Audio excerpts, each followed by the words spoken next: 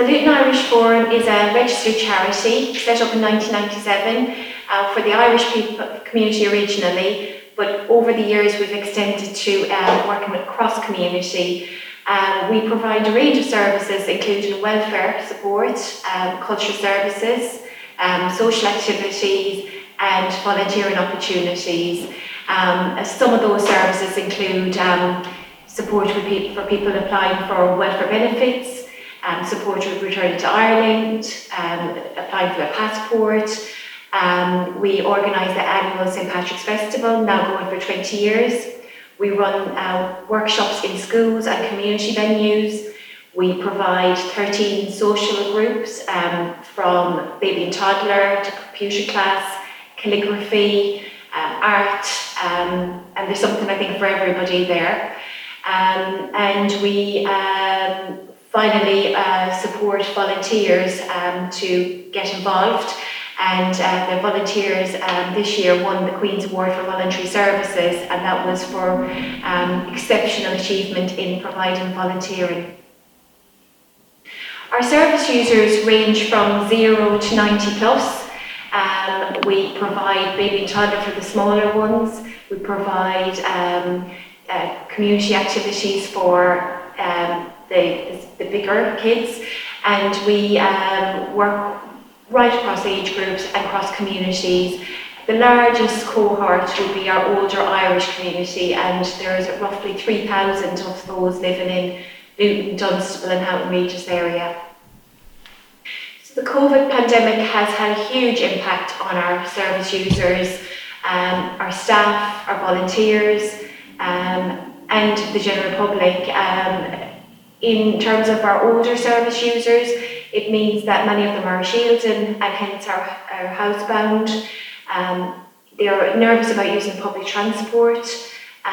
Some of their weekly activities have been curtailed, such as the activities they would have come to here, their weekly attendance at Mass. And I think that has actually caused great concern amongst them and great anxiety. They haven't been able to see their friends and family.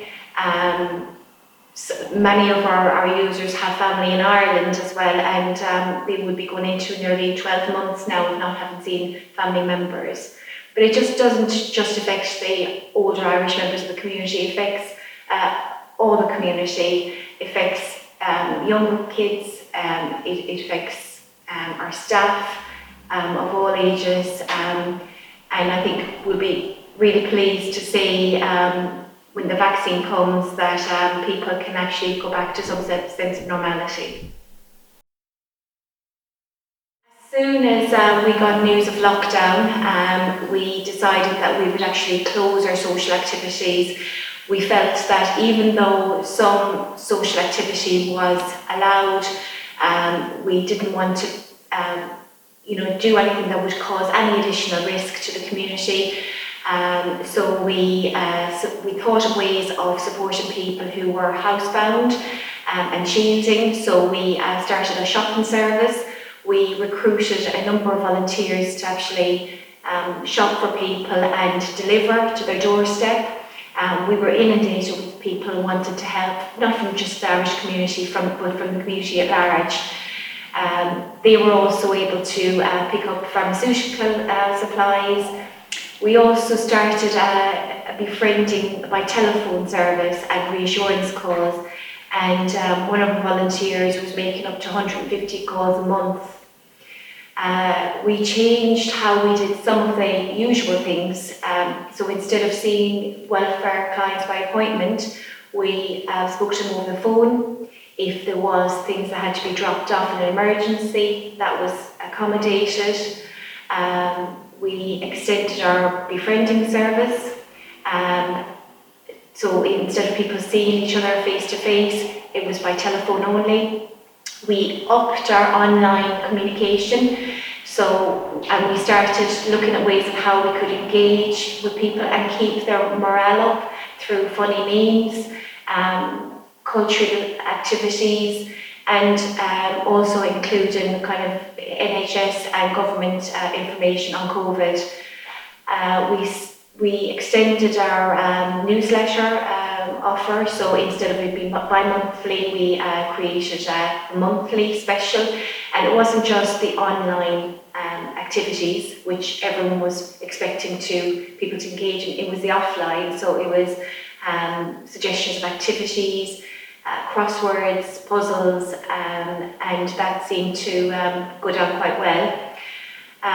Finally, we moved all our social groups as far as possible onto Zoom, and that has been one of the best and most successful things we've done. So we managed to get 6 groups online. Not all of them worked out, so our baby and toddler group didn't work out, and we kind of gave up on that after about 6 weeks because the kids like to be active. But it's worked really well for our tea and chat group, our art class, our calligraphy, our Irish language, and actually there's been a great opportunity in working with Zoom because it's meant that we can now consider how we can engage people who have had to get 2 buses or who actually travel in that hour or 2 hours in some cases to come to activities. Now we can facilitate them being part of what we do in an active way. So the biggest challenge at the beginning was moving all the services remote. So a great deal of change. We were concerned with the health and safety of the staff. We were concerned about the health and safety of the users. And before we went into absolute lockdown, we were facilitating people to come in still. And I think health and safety was kind of top of our agenda. As time has gone on, we've opened the clubs on the 1st of September, and we then closed them down 2 months later. So there's been continual change, and that's caused some anxiety amongst the members, amongst the staff, and it's meant that we've had to provide a greater deal of support to make it work. In addition, it's been a challenge in terms of fundraising. So we rely on hiring our centre, and most of our hires were lost during that period.